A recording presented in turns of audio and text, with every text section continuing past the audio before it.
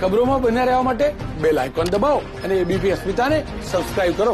સમાચારોમાં આગળ વધીએ। સુરતમાં કોલેજ ગર્લ પર રેપ થયાની ફરિયાદ બાદ તેમાં નાટ્યાત્મક વળાંક આવ્યો। પોતાની સાથે દુષ્કર્મ થયું ન હોવાની યુવતીએ જાતે જ સ્પષ્ટતા કરી।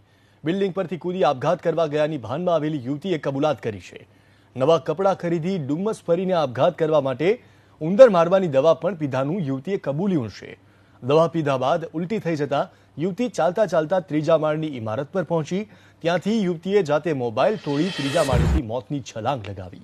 યુવતી નેટવર્કિંગ બિઝનેસનું કામ કરવા ઈચ્છતી હતી, પરંતુ પરિવારમાંથી તેને વધુ અભ્યાસ માટે દબાણ કરવામાં આવતું હતું, જે તેને પસંદ નહોતું।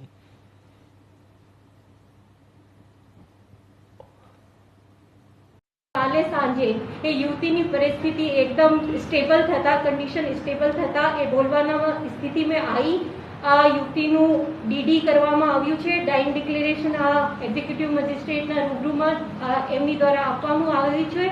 એમનું સ્ટેટમેન્ટ પણ નોંધવામાં આવ્યું છે, જેમાં એમની દ્વારા કહેવામાં આવ્યું છે કે એમની સાથે કોઈ પણ બલાત્કારનો પ્રયાસ થયેલ નથી અને ન હત્યાનો પ્રયાસ થયો છે।